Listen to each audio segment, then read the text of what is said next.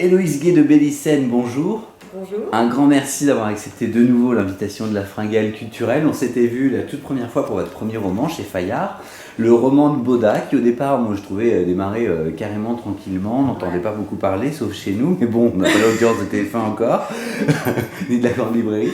Donc, un peu dommage. Et un an après, c'est un peu ce qui s'est passé, la rentrée littéraire suivante, boum, Gérard Collard le voit et en parle à tout va.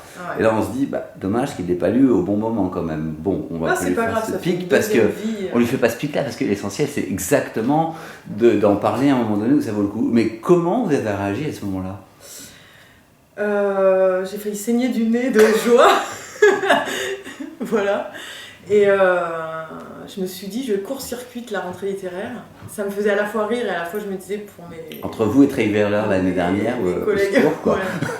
Elle beaucoup plus quand même, hein, j'avoue. Et j'étais vachement honorée, j'étais vachement contente. C'est super beau, une deuxième vie.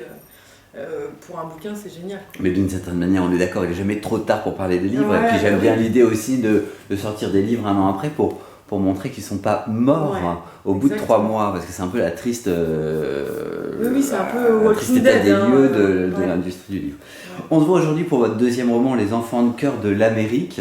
Oui, alors, j'ai quand même envie, j'ai lu le premier, j'ai lu le deuxième. Il y a quand même des thèmes communs. Il y a la jeunesse, il y a la mort.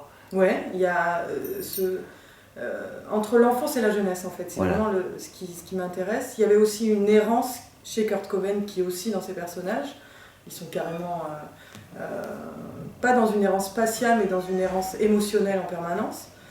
Et Holden Caulfield de l'Attrape-Cœur est dans une errance émotionnelle. Donc en fait, ça rassemblait tout ce que j'aime raconter, tout ce que j'aime dans la vie. Le sujet est génial. Comment il s'est imposé à vous ? Parce que là, pour le coup, comme le roman de Boda, on sent que vous prenez votre temps avant d'écrire. C'est-à-dire qu'il vous faut, vous me dites si c'est vrai, mais moi je le ressens comme ça après vous avoir lu, il vous faut le sujet pour pouvoir y aller. Ah ouais, complètement. Ouais, en fait, c'est parti du fait divers de l'assassinat de Lennon. Quand je me suis rendu compte que Mark Chapman va tuer son idole, s'assoit sur le trottoir en attendant que les flics arrivent, lit l'Attrape-Cœur en attendant, et quand les flics lui demandent son nom, il répond « Je suis l'Attrape-Cœur ». Et là, je me dis « Mais c'est juste tellement démentiel. Peut-être qu'il y a quelque chose à faire ». Ensuite, je rencontre le personnage de John Hinckley, qui est fou amoureux de Jodie Foster dans Taxi Driver, et qui va essayer de tuer Ronald Reagan, et qui a aussi l'Attrape-Cœur sur lui. Et là, je me dis « Mais c'est juste improbable ». Et il y a aussi le mutisme de Salinger qui est intéressant, qui n'est pas vraiment dans le livre, mais je lui ai piqué son personnage de l'Attrape-Cœur, Holden Caulfield, qui lui aussi est dans l'errance, veut redevenir un autre best-seller et veut exister. Alors ce livre, l'Attrape-Cœur, il représente quoi pour vous ?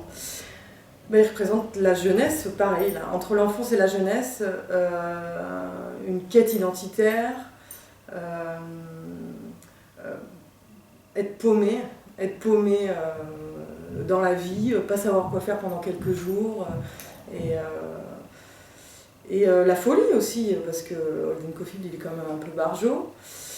Et donc c'était intéressant de voir comment un personnage de papier comme Holden Caulfield peut devenir un personnage réel pour certaines personnes qui elles sont pour le coup vraiment réelles. Et c'était faire ce livre choral avec 3 personnages barjots, dont l'Amérique qui est aussi un personnage du bouquin. Qui est quand même une vieille pute raciste, si je puis dire. Et c'était intéressant tout ça, quoi. C'est un livre qui foisonne en fait.